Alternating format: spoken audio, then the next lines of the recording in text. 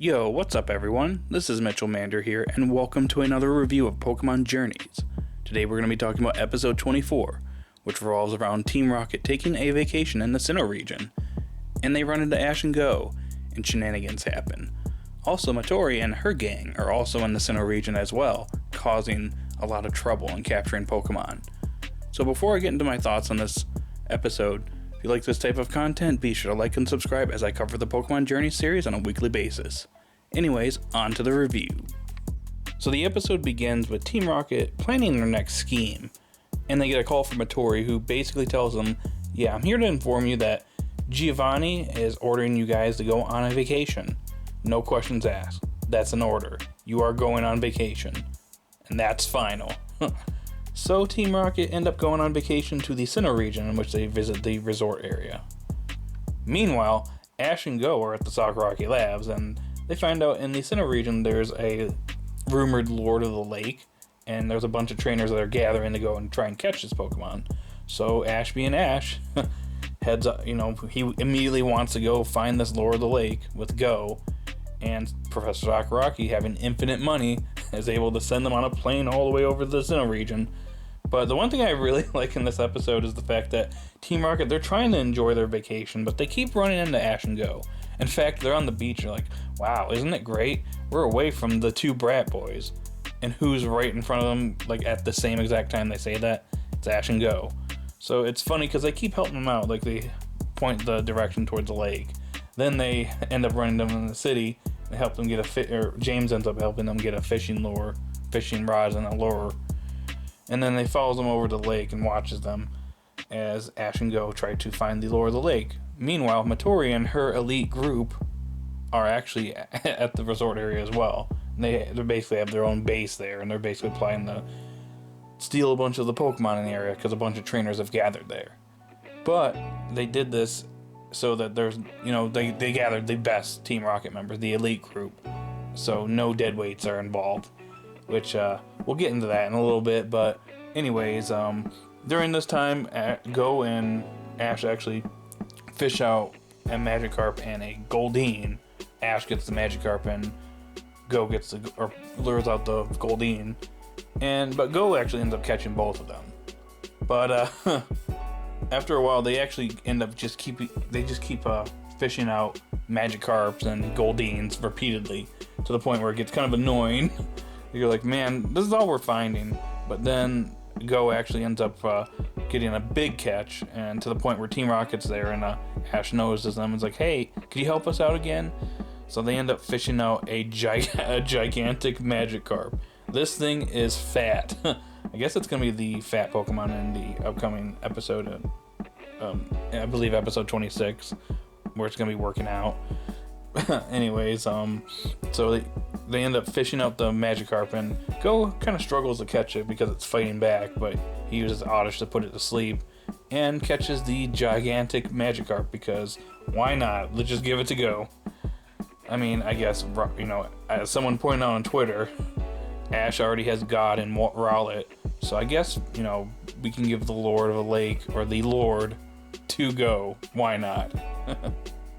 Unfortunately, Ash and Go don't have any time to celebrate this capture, because Matori and her gang strike, and they pretty much capture all the trainers' Pokemon in the area, at the hotel, in the city, so they got a bunch of Pokemon.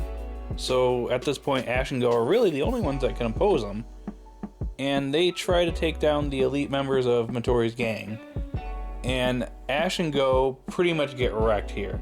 Like, it's actually kind of pretty bad. It was pretty one-sided. I know it was 4 versus 3, but man, it was weird to see Ash get kind of destroyed this easily.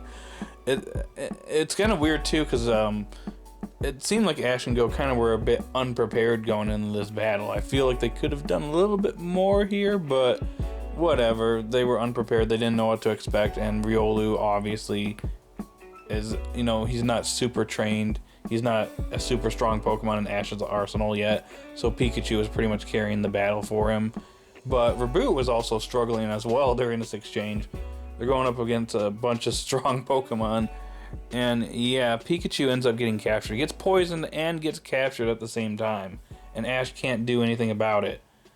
Meanwhile, Team Rocket, they're eavesdropping on everything that's going on, and they find out Midori drops the bombshell that they took the troublemakers. They're on break now, so they can't bother us right now. We don't need any dead weight, so we put those guys on break, which obviously triggers Jessie, who gets super mad and realizes that the reason they're on break is because of this operation that's going on, and they weren't included in it.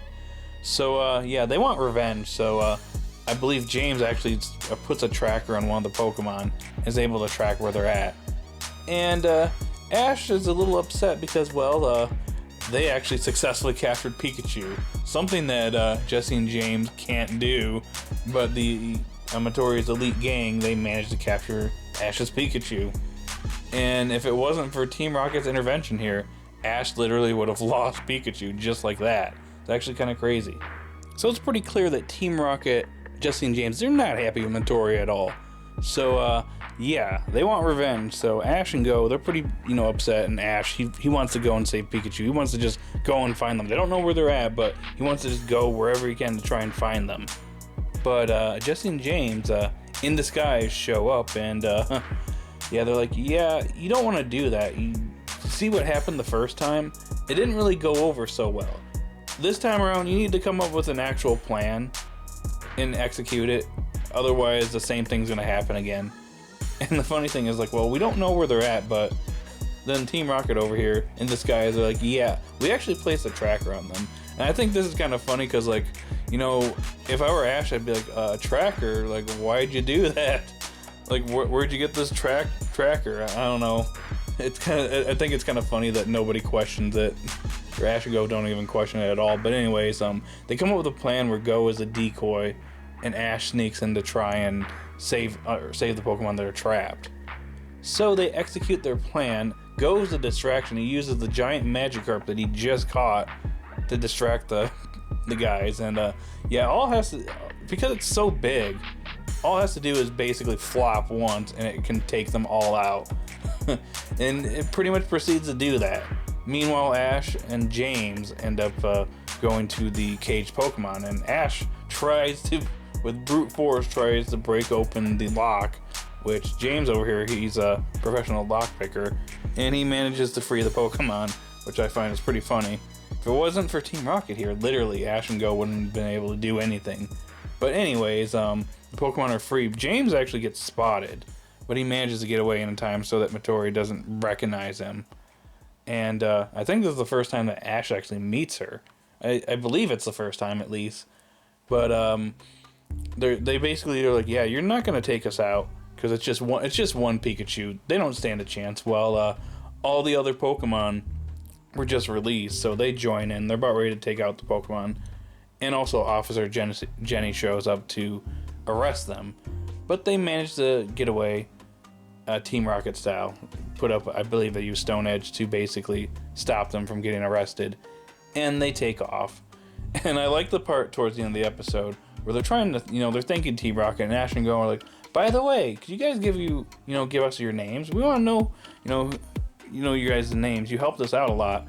And Jessie almost ruins it for everybody and spills the beans that, they're Team Rocket, but they managed to stop her in time. Which is funny.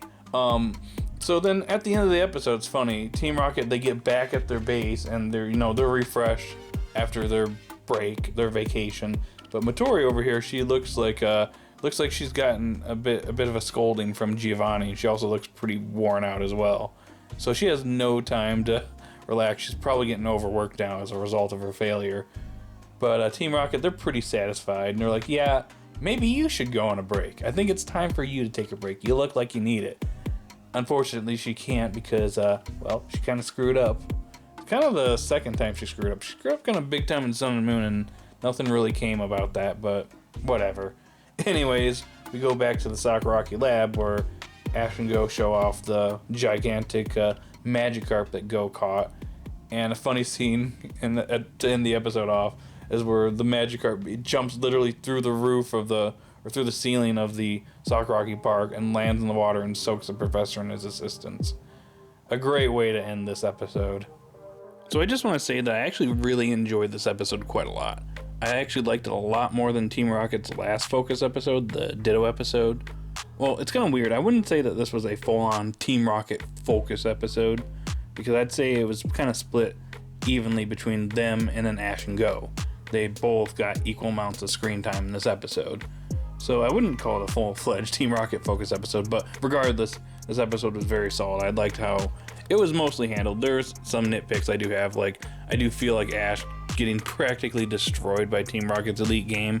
It kind of felt like it was a bit weird. I understand why Riolu went down, but Pikachu and Reboot pretty much got destroyed, especially Pikachu. It was kind of weird, but I'll ignore that. They kind of went in there and, you know, kind of unprepared there also. It was 4 versus 3, so, you know, the odds were stacked up against them anyways. But I think the one thing that I thought was something that I was a little bit disappointed with was I was hoping that Alolan and Meowth would show up here, since it was part of Matori's gang and Sun and Moon, and it's not here. And the funny thing is, in the episode, she mentions she doesn't want any dead weights part of this team. So I guess Alolan and Meowth must be a dead weight now. Well, the times have changed, and let me just say right now that I don't think that, I don't think Alolan and Meowth is not going to make an appearance in this series. I definitely think it's going to make an appearance at some point, because I feel like there's going to be a Focus episode in the future in which, you know, Team Rocket's Meowth meets Alolan and Meowth again, but also Galarian Meowth. I feel like there's going to be an episode where all 3 of them meet each other. I'm just predicting that right now. I just feel like there's going to be a future episode revolving those 3 in the future. But yeah, it is a little weird that Alolan and Meowth didn't show up here, but whatever. What are you going to do? I guess it's dead weight now. Anyways, that's all I got for this episode review. Overall, that's a pretty solid episode. I'd probably say it's maybe like a 7.5 or 8 out of 10. So overall, good. Great episode. Anyways, guys, that's all I got for the review, as I said. What'd you think of the episode? Did you love it? Did you hate it? Post your thoughts in the comment section down below. Be sure to like and subscribe and get hyped, because Ash versus Karina is happening next week. Anyways, I'll see you all later. Stay safe out there, everyone.